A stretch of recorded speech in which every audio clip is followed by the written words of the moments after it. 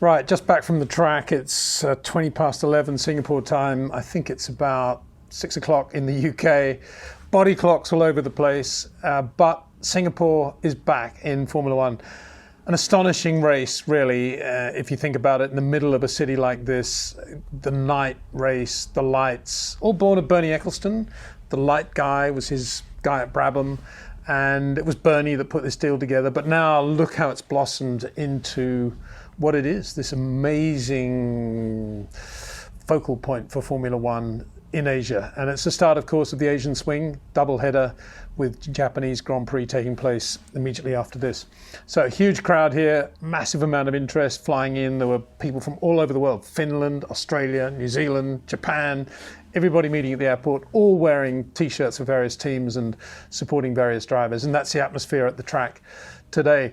Well, let's have a look at what happened. I guess the starting point are the question marks going into this race. A lot of talk about how this slow circuit, long lap, slow circuit, very slow lap, because of its plethora of 90-degree corners and hairpins, and narrowness of track as well, that it could well suit Mercedes, in that there were not many bad aspects of Mercedes that would be on display in Singapore. However, that was only going to be the case if the track's a lot smoother than it was last time we raced there. Various parts of the circuit resurfaced. You can see the black tarmac there as they're out there on the lap.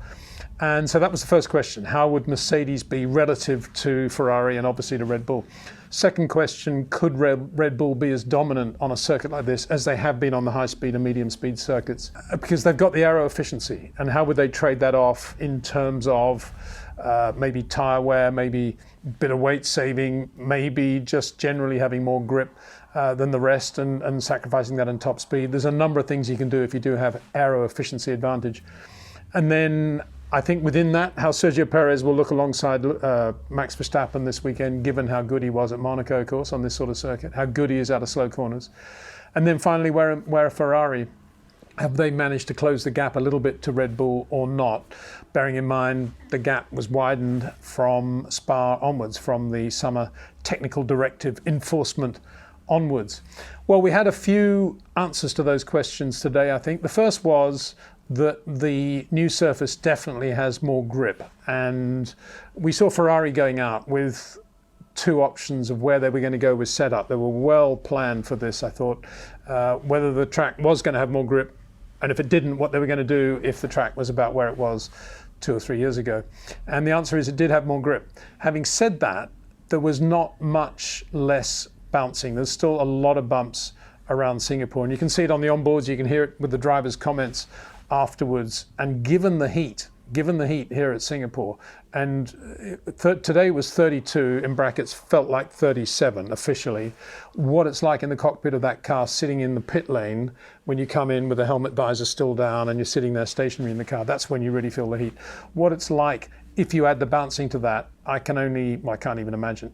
So I think all the drivers out there are heroes, to be honest, if they've got bad bouncing in the car, because it'll just make it much worse. When they're out on the track, it's a little bit better, of course, because of the slipstream, because of the airflow, but the bouncing was pretty horrendous.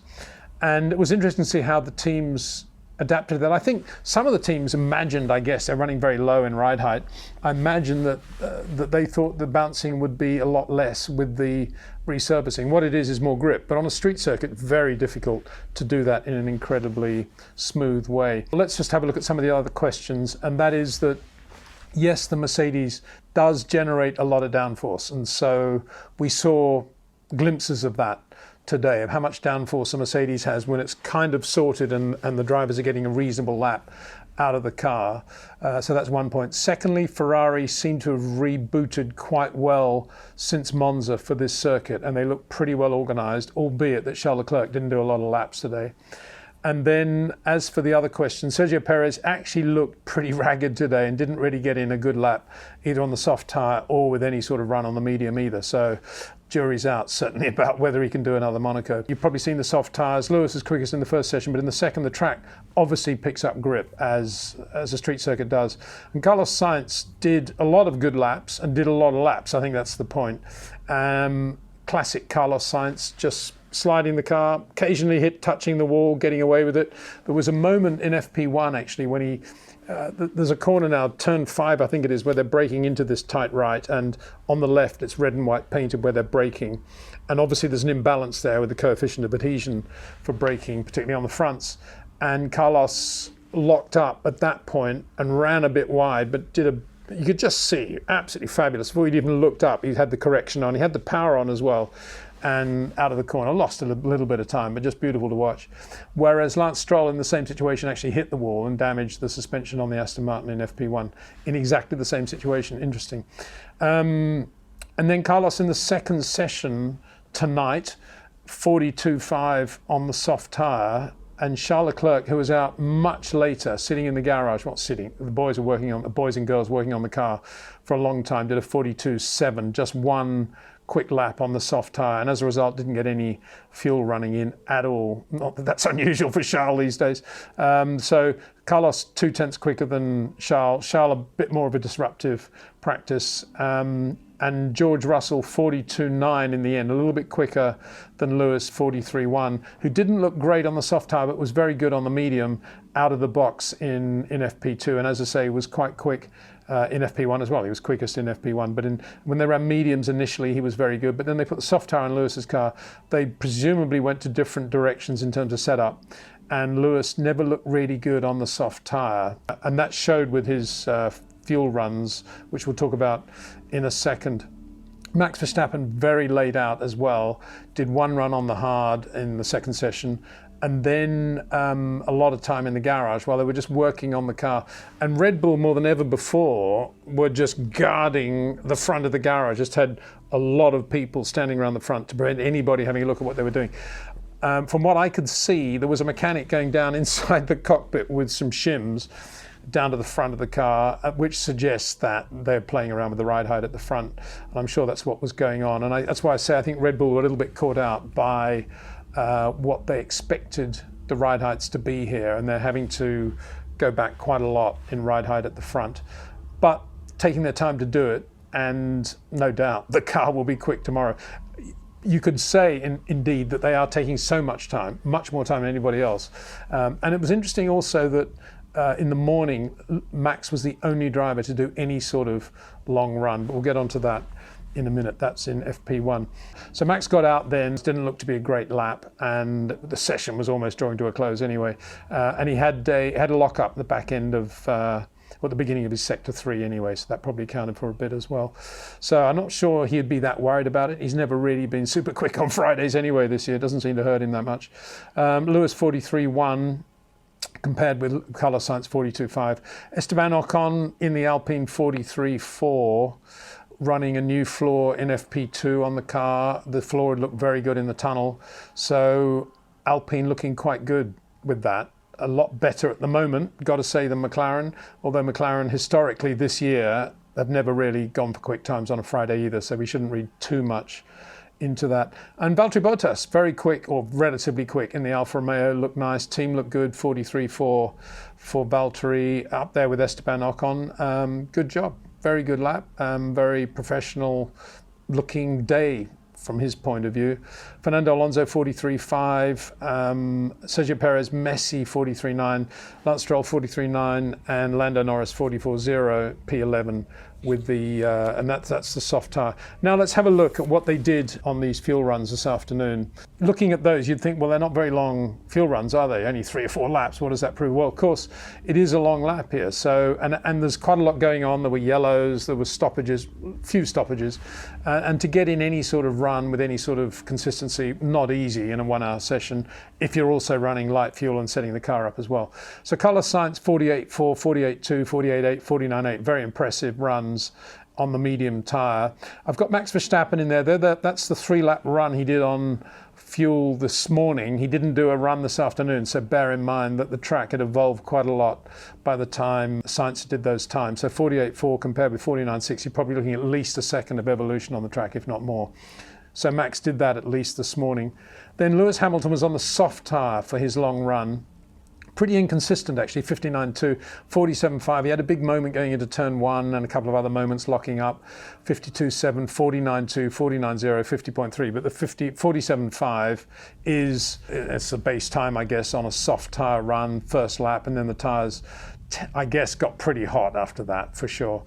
George Russell, 48.6, 49.0, 49.3. Again, it looks like there's a degradation there, and obviously a little bit slower than the soft tyre, but looked pretty consistent. He had a couple of moments, same corner in both sessions, where he went straight on, didn't hit it. Well, he did actually hit something in the first session. The nose ended up touching the tyre wall, but nothing particularly serious.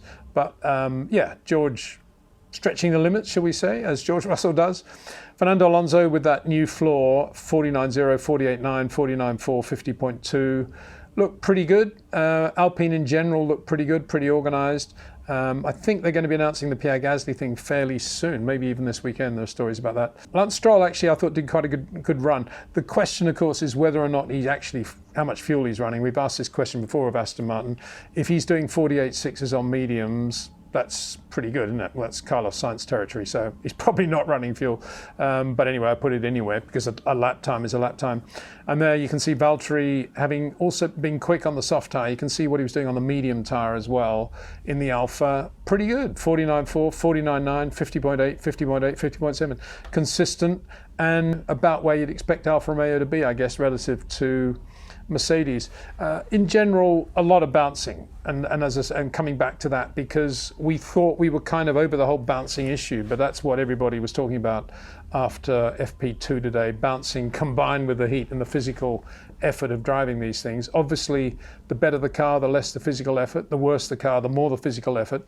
And some of the drivers, when they got out of the car, looked absolutely shattered, to be honest. And it's a slight worry going into the race. And I think it's a great thing, obviously, that we have this vertical oscillation being measured at the moment. And they've got to run within that, because if we didn't have that, it would be, I think this would be a serious worry as a full-length Grand Prix. And don't forget, this race has got a history of running for around 2 hours. I think on 3 occasions it's been a 2-hour race. They've cut it short from the 61 laps because of safety car interventions and things like that. So there we are. That's Friday. Obviously things are going to change a lot. I say obviously because they always do on street circuits. And then there's qualifying, which is going to be a function of yellow flags, hopefully no reds, but yellows for sure, and the track evolving and getting free laps as well. It's not going to be easy. There's a lot of places around the lap where there can be traffic jams. So yeah, it's impressive. It's very impressive under lights. It's impressive to see the cars accelerating the way they do. And I was watching some of the practice starts this afternoon, and it's unbelievable how quick they are within about 110 meters of being at zero. Just phenomenal, the acceleration of these cars when you see them up close and personal. Really, really impressive. And in general, Singapore, a light, just a beautiful scene. I don't think there's any, I mean, if you look at this in the world, in the terms of world sport, what's going on here this weekend, it's absolutely enormous. And for Formula One to be coming back after this long gap, of course, the impression is even bigger on the locals and on Singapore. So yeah, very much looking forward to qualifying. We'll do another video then. See you then.